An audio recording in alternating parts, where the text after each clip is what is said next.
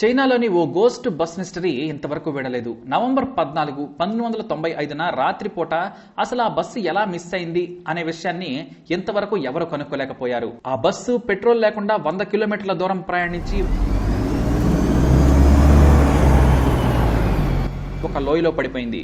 ఆ bus petrol tank ని open చేస్తే అందులో పెట్రోల్ కి బదులు రక్తం ఉంది. అసలు ఆ మిస్టరీ ఏమిటి అనేది చైనాలోని టాప్ ఇన్వెస్టిగేషన్ ఆఫీసర్స్ కూడా తేల్చలేకపోయారు.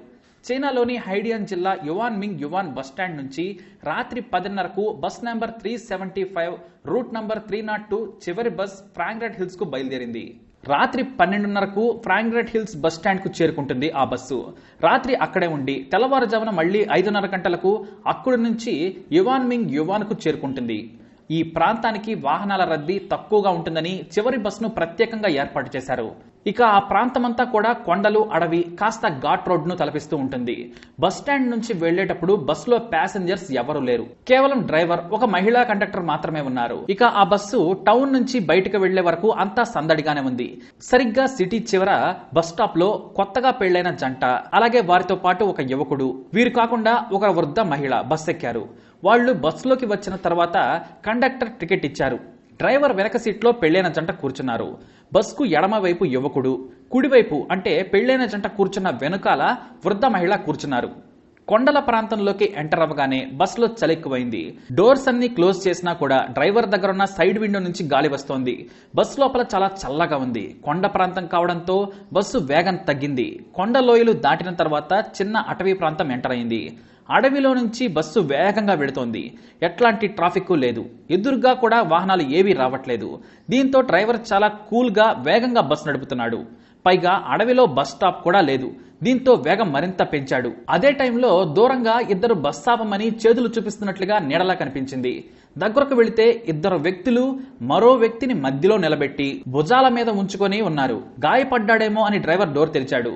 ఇద్దరు వ్యక్తులు మూడో వ్యక్తిని బలవంతంగా లాక్కొని వచ్చారు. వీరంతా కూడా యువకుడి వెనక సీట్లో కూర్చున్నారు. ఇక ఆ ముగ్గురు కూడా చాలా బలహీనంగా ఉన్నారు. బట్టలు కూడా మాసిపోయి ఉన్నాయి. జుట్టు కూడా చిందరవందరగా ఉంది.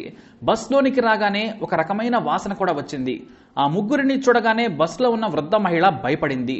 ఆ జంట కూడా అనుమానంతో, భయంతో తమతో బస్ ఎక్కిన యువకుడి వైపు చూశారు. అయితే వారి టెన్షన్ ని గుర్తుపట్టిన కండక్టర్, మీకేం భయమక్కర్లేదు, తాగి బస్ ఎక్కి ఉంటారు, మాకు ఇలాంటి ప్రయాణికులు కామనే, మీరు భయపడద్దు అని చెప్పి ధైర్యం చెప్పింది. బస్ డ్రైవర్ ప్రయాణికులను పట్టించుకోవడం లేదు. బస్సు అడవి దాటింది. చుట్టూ వెలుగులు, గ్రామాలు కనిపిస్తున్నాయి. దీంతో ఇతర ప్రయాణికులు ఊపిరి పీల్చుకున్నారు. కానీ ప్రతి ఊరు దాటిన తర్వాత ఒక 10 నిమిషాల చీకటిగా ఉంటుంది. దీంతో వారిలో మళ్లీ టెన్షన్. ముగ్గురు యువకులు తమ పక్కన ఉన్న విండోను తెరిచారు. చల్లగాలి విపరీతంగా వస్తోంది. ఆ గాలికి వారి బట్టల చప్పుడు కూడా పెద్ద శబ్దంలా వినిపిస్తూ ఉంది. అది చూసిన ఆ మహిళ వణికిపోతూ ఉంది. 10 స్టాపుల తర్వాత కొత్తగా పెళ్లిన జంట తమ గ్రామం స్టాప్ లో దిగిపోయి వెళ్లిపోయారు. ఆ తర్వాత బస్సు వేగం అందుకుంది. వృద్ధ మహిళ ఆ ముగ్గురు యువకులనే చూస్తోంది. వాళ్లు చూడడానికి చాలా చండాలంగా, భయంకరంగా ఉన్నారు. ఇక ఆ ముగ్గురిలో మధ్యలో ఉన్న వ్యక్తి తల పైకెత్తడం లేదు. పైగా అతని నోటి నుంచి సొల్లు కారుతుంది. కొద్ది దూరంలో వెలుగులు కనిపించగానే తన చేతిలో ఉన్న బ్యాగ్ను ఆ వృద్ధ మహిళ తన పక్కనే ఉన్న యువకుడిపై విసిరేసింది. కెవ్వుమని కేక కూడా పెట్టింది. ఏం జరిగిందని కండక్టర్ ఆమె దగ్గరకు వచ్చి ప్రశ్నించింది. ఈ యువకుడు నా బ్యాగ్ లాక్కునేందుకు ప్రయత్నించాడు. అందులో చాలా డబ్బుంది, నగలు కూడా ఉన్నాయని గట్టిగా కేకలు పెట్టింది. అయితే ఆ యువకుడికి ఏమీ అర్థం కాలేదు. పెద్ద గొడవ చేస్తుంది వృద్ధ మహిళ. ఇంత గొడవ జరుగుతున్నా కూడా ఆ ముగ్గురు వ్యక్తులు అస్సలు పట్టించుకోవడం లేదు. తలలో కిందకే ఉంచి ఉన్నారు. ఆమె అక్కడ కూర్చుంటే నేను ఆమె బ్యాగ్ ఎలా దొంగిలిస్తానని ఆ యువకుడు కూడా గట్టిగా అరిచాడు. కానీ ఆ వృద్ధ మహిళ మాత్రం, ఈ యువకుడు దొంగలా ఉన్నాడు, మాట మారుస్తున్నాడు, ఇలాంటి దొంగలకు బుద్ధి చెప్పాలి, పోలీస్ స్టేషన్లో తేల్చుకుంటాను, బస్ ఆపమని డ్రైవర్ని కోరింది. కానీ ఇక్కడ పోలీస్ స్టేషన్ లేదని డ్రైవర్ ఆపలేదు. నువ్వు ఆపు, నేను ఫోన్ బూత్ నుంచి కాల్ చేస్తాను, వాళ్లే వస్తారు. ఆ ముందు లైట్స్ కనిపిస్తున్న గ్రామం దగ్గర ఆపమని గట్టిగా అరిచింది.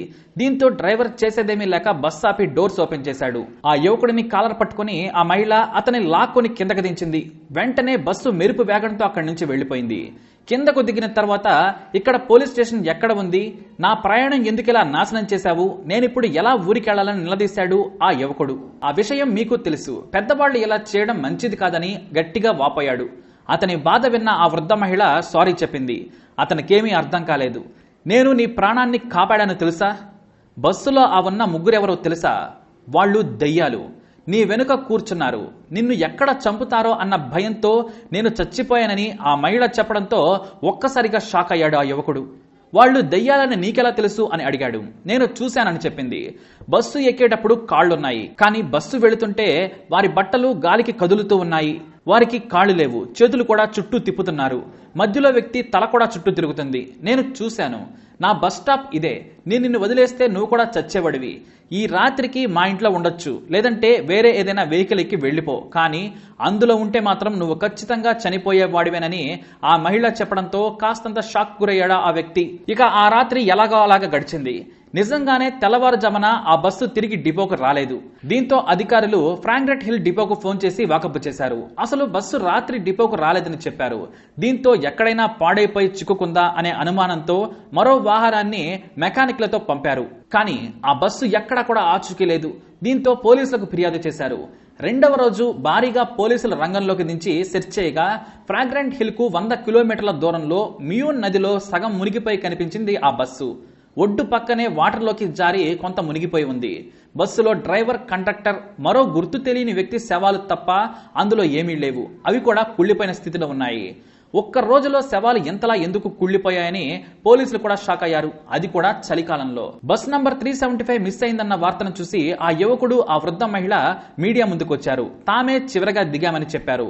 మేము బస్సులో ఉన్న సమయంలో 3 వ్యక్తులు బస్సు ఎక్కారు. వాళ్ళు భయానకంగా ఉన్నారు. వారికి కాళ్లు లేవు, తల చుట్టూ తిరుగుతుంది.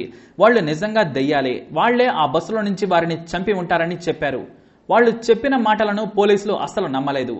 అంత దూరం రావడానికి ఆయిల్ లేదు, మరి ఎలా వచ్చిందనే డౌట్ తో డీజిల్ ట్యాంక్ ను ఓపెన్ చేశారు. దాని నిండా రక్తం ఉంది. దాంతో నిజంగానే దెయ్యాలు బస్ నంబర్ 375 ని నదిలోకి విసిరేశాయా అని అనుకున్నారు. కానీ ఉన్నతాధికారులు దెయ్యాల మాటలను కొట్టిపడేశారు. చెక్ పోస్టుల దగ్గర సీసీటీవీ కెమెరాలను కూడా పరిశీలించమని ఆదేశించారు. ఆ రూట్ లో 2 చెక్ పోస్టులున్నాయి. మధ్యలో ఒక పోలీస్ ట్రైనింగ్ క్యాంప్ కూడా ఉంది. ఆ 3 చోట్ల సీసీటీవీలు ఉంటాయి. మొదటి దాంట్లో బస్ వెళుతున్నట్లు కనిపించింది. కానీ ఆ వృద్ధ మహిళ, యువకుడు ఎక్కడైతే దిగారో ఆ స్పాట్ దాటిన తర్వాత చెక్ పోస్ట్ ను పరిశీలించగా చెక్ పోస్ట్ దగ్గర సీసీటీవీ కెమెరాలు పరిశీలించి షాక్ అయ్యారు. బస్సు కనిపించలేదు. మధ్యలో మరో రూట్ లేదు. ఆ తర్వాత పోలీస్ ట్రైనింగ్ సెంటర్ దగ్గర సీసీటీవీ కెమెరాలను పరిశీలించారు. అక్కడ కూడా బస్సు కనిపించలేదు. మరి అక్కడ కనిపించకుండా ఆ రూట్ ను దాటి ఫ్రాగ్రెంట్ హిల్స్ కు 100 కిలోమీటర్ల దూరంలోని నదిలో ఎలా తేలింది? ఆ రూట్లో నది కానీ కాలువలు కానీ లేవు. అక్కడకు ఎలా వెళ్ళింది?